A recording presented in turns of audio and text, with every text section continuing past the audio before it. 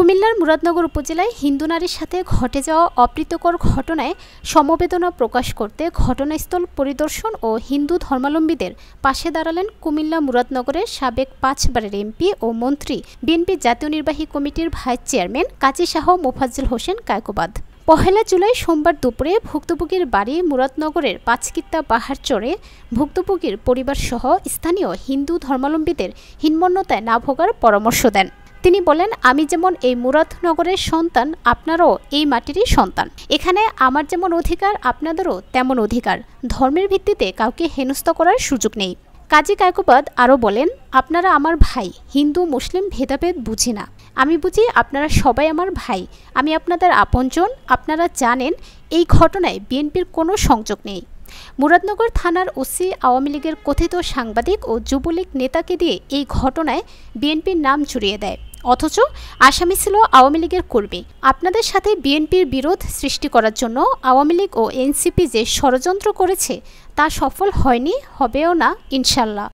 আরো ঘটাতে পারে প্রশাসনকে সাথে নিয়ে, যেতে পুলিশ তাদের সাথে আছে, তারা যে কোনো অঘটন ঘটাতে পারে। বিএনপি মরহুম প্রেসিডেন্ট জিয়াউর রহমানের দল, বিএনপি খালেদা জিয়ার দল, বিএনপি তারেক জিয়ার দল। আমরা জীবন থাকতে বিএনপির বদনাম হতে দেব না ইনশাআল্লাহ।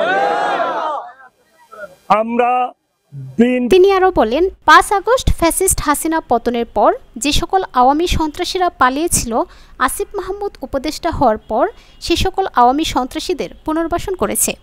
নিষিদ্ধ দল আওয়ামী লীগের সন্ত্রাসীরা এখন এনসিপির ব্যানারে সকল অপকর্ম করছে আর তাদেরকে শেল্টার দিচ্ছে মুরাদনগরের ওসি ও কুমিল্লার এসপি। এই মামলাটি তদন্ত চলমান, তাই আমি বেশি কিছু বলবো না। সুষ্ঠু বিচার করতে হবেই হবে। আমি এখানে এসেছিলাম সকলের সাথে দেখা করতে, কথা বলতে, কিন্তু পুলিশ ও আমাদের মাননীয় শিশু উপদেষ্টা ষড়যন্ত্র করে তাদেরকে এখান থেকে দূরে নিয়ে যায়। আমি জানতে চাই তাদের উদ্দেশ্য কী। তারা বিএনপির বিরুদ্ধে ষড়যন্ত্র করতে মরিয়া হয়ে উঠেছে। যেদিন থেকে কুমিল্লা জেলা এসপি এখানে বদলে হয়ে এসেছে, সেদিন থেকেই পুলিশ দিয়ে বিএনপির বিরুদ্ধে কাজ করে যাচ্ছে। আপনাদের সাথে বিএনপির বিরোধ সৃষ্টি করার জন্য আওয়ামী লীগ ও এনসিপি যে ষড়যন্ত্র করেছে তা সফল হয়নি, হবেও না ইনশাল্লাহ। এই মুরাদনগরে হিন্দু ধর্মাবলম্বীরা আমাকে সর্বোচ্চ ভোট দেয়।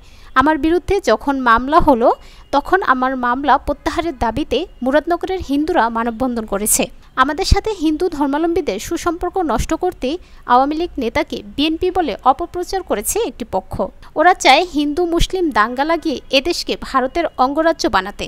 ওদের ষড়যন্ত্র শুধু বিএনপির বিরুদ্ধে নয়, আমাদের প্রিয় মাতৃভূমির বিরুদ্ধে। ওদের সকল ষড়যন্ত্র হেরে যাবে, জিতে যাবে আপনাদের ভালোবাসা।